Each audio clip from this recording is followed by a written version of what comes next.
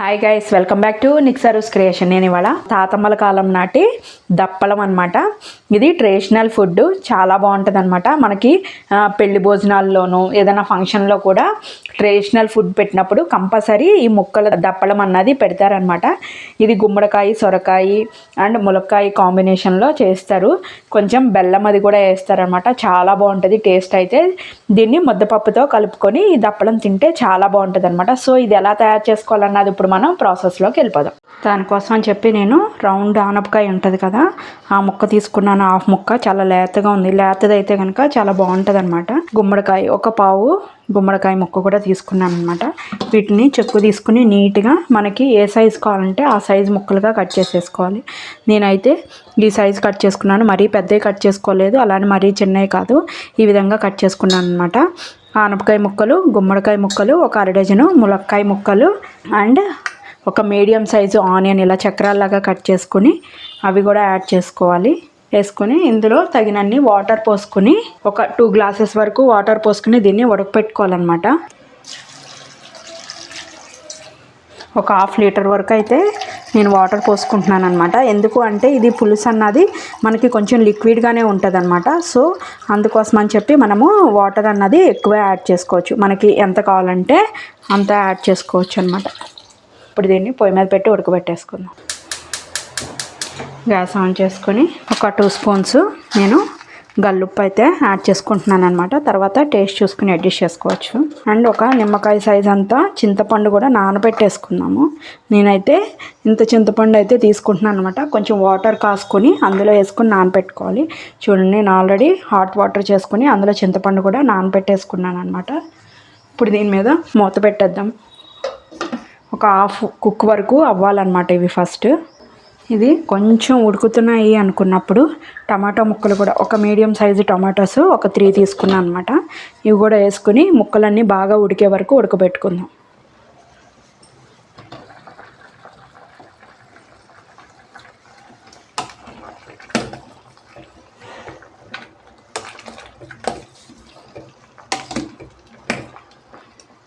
ఒక 4 పచ్చిమిరపకాయలు ఇలా కట్ చేసి అవి కూడా యాడ్ చేసుకుందాం.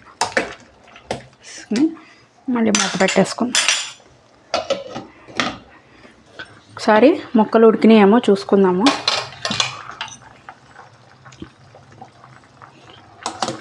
గుమ్మడికాయను ఆనపకాయ ఉడికితే ముక్కలు ఉడికిపోయినట్టే. చూడండి, ఉడికిపోయింది. గుమ్మడికాయ ముక్క ఉడికిపోయింది. ఆనపకాయ, సొరకాయ ముక్క కూడా ఉడికిపోయింది అనమాట. ఇప్పుడు మనం ఇందాక నానపెట్టుకున్న చింతపండు ఉంది కదా, దాన్ని నీట్గా ఇలా పిసికేసుకొని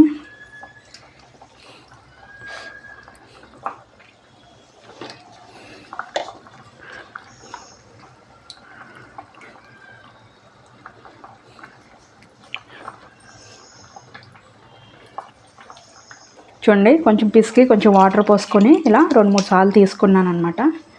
అది ఒక ½ గ్లాస్ వరకు చింతపండు గుజ్జు పోసుకున్నాను. ఇప్పుడు ఆల్రెడీ మనం ఒక 4 పచ్చిమిర్చి చేసాం కదా, టేస్ట్కి సరిపడా కారం అంటే ఒక 2 స్పూన్స్ వేస్తున్నాను, సరిపోతుంది. ఆల్రెడీ సాల్ట్ వేసాం కదా, తర్వాత టేస్ట్ చూసుకుని అడ్జస్ట్ చేసుకుందాం. సాల్ట్ ఒక ½ స్పూను, పసుపు. మన ఇంట్లో సాంబార్ పొడి ఉంటే సాంబార్ పొడి, లేదంటే చారు పొడి ఉంటే కనుక చారు పొడి ఒక 2 స్పూన్స్ వేసుకుంటే చాలా బాగుంటుంది. ఇందులో నేను ఒక స్పూను సాంబార్ పొడిని, ఒక స్పూను చారు పొడి అయితే ఇందులో యాడ్ చేసుకుంటున్నాను అనమాట.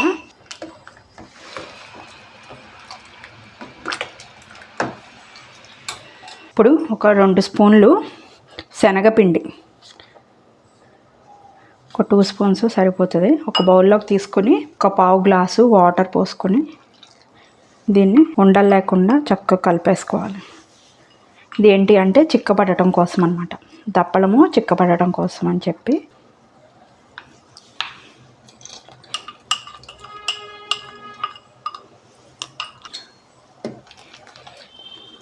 చూడండి, ఇందాక వాటర్ ఉన్నది, ఇప్పుడు ఎలా చిక్కబడిపోయింది. సాంబార్ పొడి యాడ్ చేసాము, మళ్ళీ కొంచెం శనగపిండి కూడా వాటర్లో కలిపేసుకునేసరికి ఈ విధంగా చిక్కగా అయిపోయింది. మూత పెట్టుకొని ఒక 5 మినిట్స్ మరగనిద్దాం. మనం కొంచెం కొత్తిమీరని కడిగేసి కట్ చేసుకున్న కొత్తిమీర ఒకసారి కదిపేసుకొని చూడండి ఎంత చిక్కగా ఉందో. ఇప్పుడు దీన్ని దింపుకునేటప్పుడు ఇందులో కొంచెం బెల్లం, మీరు కనుక ఎక్కువ స్వీట్ తింటే ఎక్కువ వేసుకోవచ్చు. నేను ఒక 2 స్పూన్స్ అయితే యాడ్ చేస్తాను. మేము ఎక్కువ తినమన్నమాట స్వీట్, సో అందుకోసమని కొంచెం యాడ్ చేస్తున్నాను. ఇన్ కేస్ మీరు ఎక్కువ తింటే కనుక ఒక 4 స్పూన్స్ వరకు యాడ్ చేసుకోవచ్చు అనమాట. ఇలా ఒక 2 స్పూన్స్ అంటే మనకి వేసినట్టు తెలియదు అనమాట. ఇప్పుడు దీనికి మనం పోపు పెట్టుకోవాలి. దీన్ని పక్కన పెట్టేసుకొని ఒక 2 స్పూన్స్ నువ్వుల నూనె కానీ నెయ్యితో కానీ పోపు చాలా బాగుంటుంది అనమాట టేస్ట్. ఆయిల్ హీట్ ఎక్కిన తర్వాత ఒక 3 ఎండుమిరపకాయలు, ఒక స్పూను జీలకర్ర, ఒక స్పూను ఆవాలు. ఇది పోపు మనకి పొంగుద్ది అనమాట నువ్వుల నూనె కాబట్టి. కట్టేసుకున్నాం. కొంచెం ఇంగువ కట్టేసుకున్నాక వెల్లుల్లిపాయ ఆప్షనల్ అనమాట. మీరు వెల్లుల్లిపాయ తింటే కనుక యాడ్ చేసుకోండి, లేకపోతే కనుక స్కిప్ చేయొచ్చు. కానీ వెల్లుల్లిపాయ వేస్తేనే ఇది టేస్ట్ బాగుంటుంది అనమాట. ఒక 4 వెల్లుల్లిపాయలు కచ్చాపచ్చగా దంచేసుకొని అవి కూడా యాడ్ చేసుకోవాలి. ఒక 2 రెబ్బలు కరివేపాకు.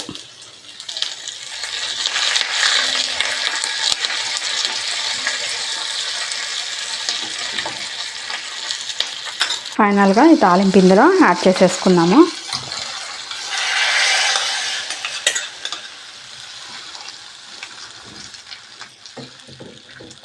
హాఫ్ పోకుండా మూత పెట్టేసుకుందాం. ఇప్పుడు టేస్ట్ చూసుకొని కావాలంటే సాల్ట్ కూడా యాడ్ చేసుకోవచ్చు.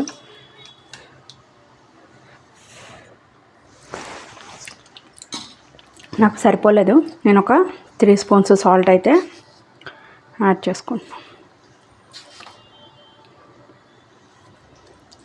యాడ్ చేసుకున్న తర్వాత కొంచెం పైనుంచి తురిమిన పచ్చి కొబ్బరి వేసుకుంటే టేస్ట్ చాలా బాగుంటుంది.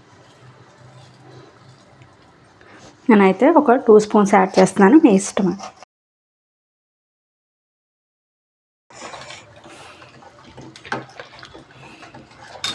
రెడీ అయిపోయింది. సర్వింగ్ బౌల్లోకి తీసి చూపిస్తాను. ఇదిగోండి, నేను కొంచెం ముద్దపప్పు, దీనికి కాంబినేషన్గా ముద్దపప్పు చాలా బాగుంటుంది అనమాట దప్పలంలోకి. నేను కీన్వా రైస్తో తింటున్నాను, ఏ రైస్తో తిన్నా కూడా చాలా బాగుంటుంది అనమాట. పప్పు కలుపుకొని ముద్దపప్పు కొంచెం నెయ్యి వేసుకొని ఈ దప్పలం అన్ని ముక్కలు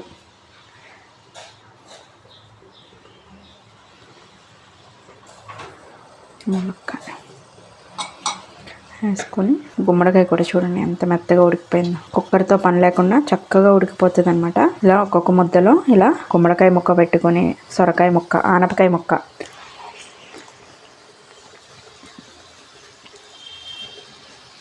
టేస్ట్ అయితే ఎంత కమ్మగా ఉందో. చక్కగా పుల్లగా కమ్మగా ముద్దపప్పు వేసుకున్నాం కాబట్టి కమ్మగా, అక్కడక్కడ పులుపు తగులుతూ తాతమ్మల కాలం నాటి ట్రెడిషనల్ ముద్దపప్పు దప్పలం అయితే రెడీ అయిపోయిందనమాట. మీరు కూడా తయారు చేసుకోండి. టేస్ట్ ఎలా ఉందో నాకు కామెంట్ చేయడం అయితే మర్చిపోకండి. మీరు కనుక ఫస్ట్ టైం కన్నా ఛానల్ చూసినట్టే సబ్స్క్రైబ్ చేసుకోండి. ఇలాంటి మరికొత్త డిషెస్ కోసం బెల్ బటన్ ప్రెస్ చేయడం అయితే మర్చిపోకండి. వీడియోని మీ ఫ్రెండ్స్ అండ్ ఫ్యామిలీ మెంబర్స్కి కూడా షేర్ చేయండి. Thank you guys.